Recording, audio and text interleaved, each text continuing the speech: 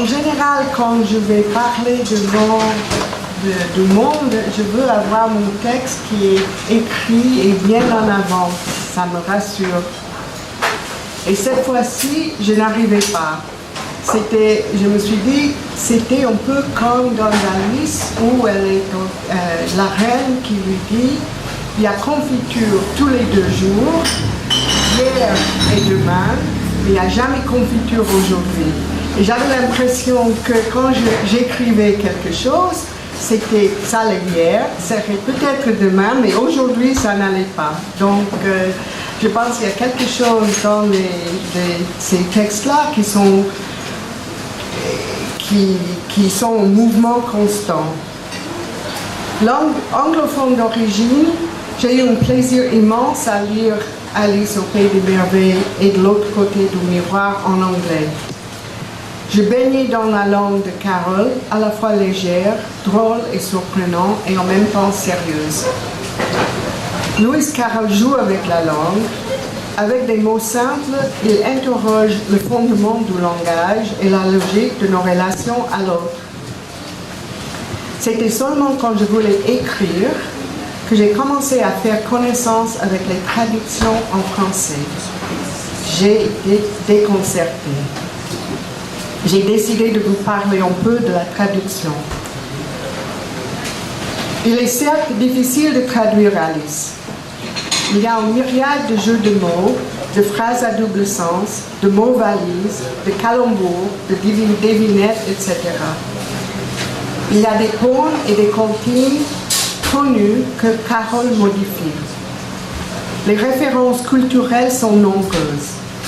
N'oublions pas qu'Alice au Pays des Merveilles était d'abord une histoire orale, c'est ce que vous avez raconté, et la sonorité de la langue est essentielle. Tout ça pour dire qu'il y a de l'intraduisible dans ces 2 livres. Chaque traducteur ajoute de nombreuses notes dans le texte, essayant d'expliquer un jeu de mots, une référence culturelle, etc. Donc la lecture est interrompue fréquemment par un complément d'information. Chaque traducteur trouve des solutions différentes devant les énigmes de la traduction. J'ai maintenant 2 traductions, celle de Jacques Papy de 1961 et celle de Magali Merle de 1990, où on lit l'anglais et le français côte à côte. Je pense que c'est ça que vous avez. J'ai compris que la traduction de Henri Parizeau est très respectée, mais je n'ai pas cette version. D'emblée, rien que dans les titres des chapitres, on peut voir à quel point chaque traduction est différente. Quelques exemples, toujours Papy en premier et suivi de Merle. Donc, Down the Rabbit Hole, qui est là dont on parlait, cette chute, qui devient soit dans le terrier du lapin ou descend au terrier du lapin. Le chapitre qui s'appelle Pig and Pepper devient poivre et cochon ou porc et poivre. Pas pareil. A Mad Tea Party devient un thé extravagant ou bien un goûter de fou. Donc, c'est des choix très différents. Les mots les plus simples peuvent susciter des traductions radicalement différentes. J'ai pris ceci d'un article comparant quelques traductions. Ça se passe quand Alice est en train de tomber dans le terrier du lapin. Un paragraphe commence avec down, down, down. Down est un adverbe utilisé sans le verbe.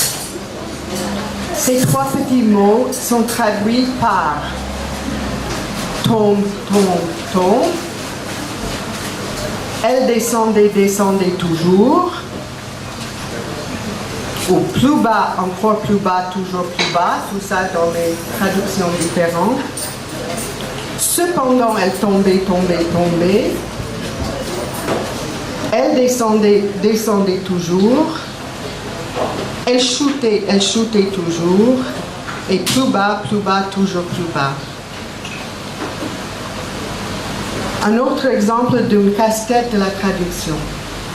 Pendant la longue chute dans le carré du latin, Alice pense à Dinah, sa chatte, souhaitant qu'elle soit présente avec elle, en se demandant ce que la chatte mangerait si elle était là. Elle pense qu'il n'y a pas de souris dans l'air, mais il y a des chauves-souris. En anglais, elle se demande « Do cats eat bats, I wonder?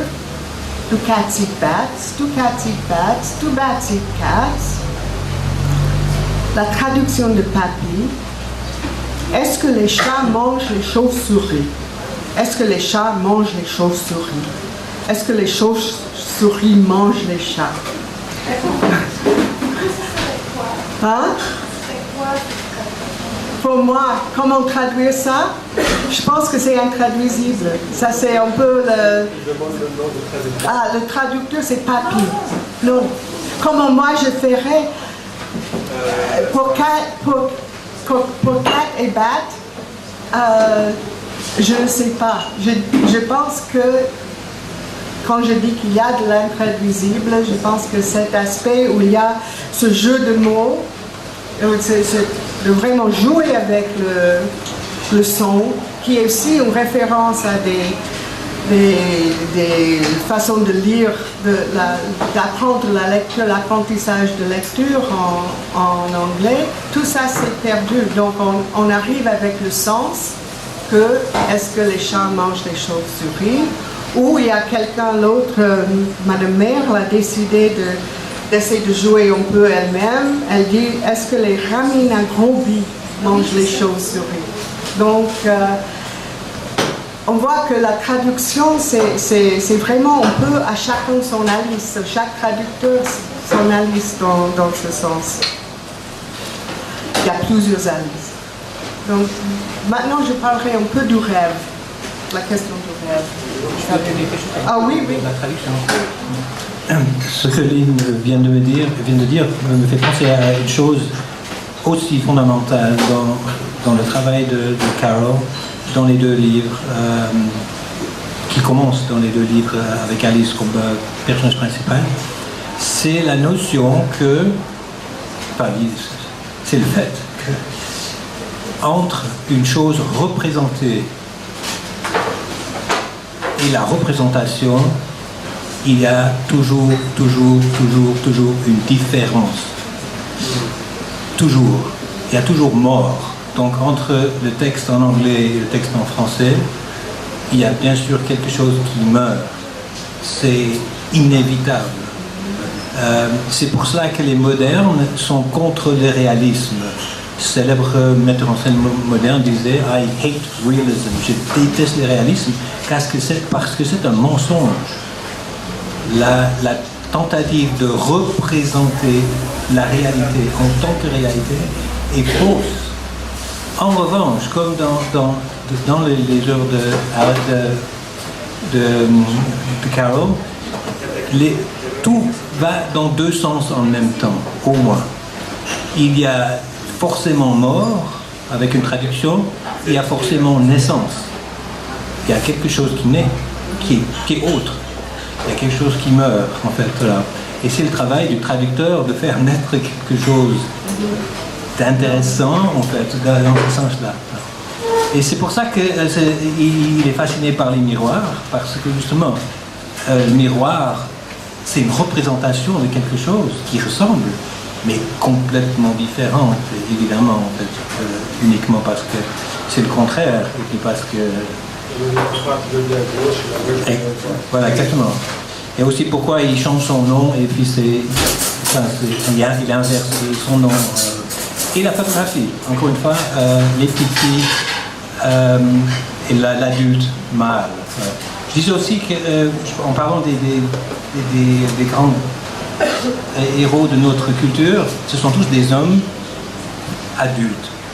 Alice, héros, héroïne, c'est une femme, enfant. Et là aussi, il y a inversion de ce qui s'est fait dans la culture jusqu'alors. Merci. Oui. Non, ça. Donc je voulais aussi parler du rêve, hein, parce que quand j'ai demandé à Renato pourquoi il voulait faire un café littéraire autour de Lewis Carroll, il a répondu: plusieurs choses m'ont fait penser à Carroll. Ses écrits qui exposent la logique de l'inconscient étaient la première. Non. La jouissance en jeu dans l'inconscient, dit Jacques Lacan, se manifeste à travers des jeux de mots dans un rêve, des lapsus ou des calembours, ou encore par le biais de la division d'un mot en plusieurs parties dont chacun revêt un sens nouveau après le découpage. C'est une conférence qu'il a faite à Baltimore en 1966. Nous pouvons dire que Carroll nous amène dans le pays de l'inconscient. Lewis Carroll a publié Alice au Pays de Merveilles en 1864 et de l'autre côté du miroir en 1971. Freud a publié 2 livres qui ont démarré l'exploration psychanalytique de l'inconscient, de la formation de l'inconscient, l'interprétation des rêves en 1900 et le mot d'esprit et sa relation à l'inconscient en 1905. Nous pouvons dire que l'artiste a dévancé le psychanalyse. Le rêve est la voie royale à l'inconscient. Chacun des 2 livres est structuré en racontant un rêve. Il va plus loin, la dernière ligne du pont de la fin à la toute fin du livre de l'autre côté du miroir, il écrit que est notre vie sinon un rêve. Ce qui d'ailleurs renvoie à une comptine anglophone qui est Row, row, row your boat. Je ne sais pas si vous connaissez, mais Life is but a dream. Donc il y a un questionnement de Carroll au sujet des rêves que je trouve. Maintenant je saute parce que là, bon, certain nombre de choses sur le rêve que j'avais écrit, mais je saute un peu. Va vers un questionnement de Carroll au sujet des rêves que je trouve très énigmatique, sinon troublant. Et peut-être ça rejoint votre question du miroir, on va voir. Avec bonnet blanc et blanc bonnet, qui en anglais sont Tweedledee et Tweedledum, Alice a une conversation étrange autour de ce qu'elle est, de si elle est réelle, ou une figure dans le rêve du roi rouge qui dort à côté. Donc je cite: il est en train de rêver, déclara Bonnet Blanc, et de quoi crois-tu qu'il rêve? Personne ne peut deviner cela, répondit Alice. Mais voyons, il rêve de toi, s'exclama Bonnet Blanc. Et s'il cessait de rêver de toi, où crois-tu que tu serais? Où je suis à présent, bien sûr, dit Alice. Pas du tout, répliqua Blanc-Bonnet d'un ton méprisant. Tu n'es qu'un des éléments de son rêve. C'est faux, protesta Alice d'un ton indigné. D'ailleurs, si moi je suis un des éléments de son rêve, je voudrais bien savoir ce que vous êtes, vous. Dans les dernières lignes du livre, dans le chapitre de l'autre côté du miroir, dans un chapitre qui s'appelle « Qui a rêvé ?», nous retrouvons cette question. Alice, maintenant réveillée, parle à son château. Qui a rêvé tout cela? Il faut que ce soit moi ou le roi rouge. Bien sûr, il faisait partie de mon rêve. Mais de l'autre côté, moi je faisais partie de son rêve à lui. Est-ce que c'est le roi rouge qui a rêvé? Et vous, mes enfants, que croyez-vous que c'était? Donc, je trouve ça très étrange, je ne sais pas comment prendre parce que pour moi, c'est à chacun son rêve. Mais dans cette... il revient même à la fin de Alice au Pays de Merveilles quand la sœur d'Alice rêve le rêve d'Alice. Donc, est-ce que c'est une autre... c'est sa logique de la relation de l'un à l'autre ou l'intraduisible, cette fois-ci, pas d'une langue à l'autre, mais d'une inconscient à l'autre, je ne sais pas. Ça, c'est une question la lecture m'a suscité ou je ne sais pas.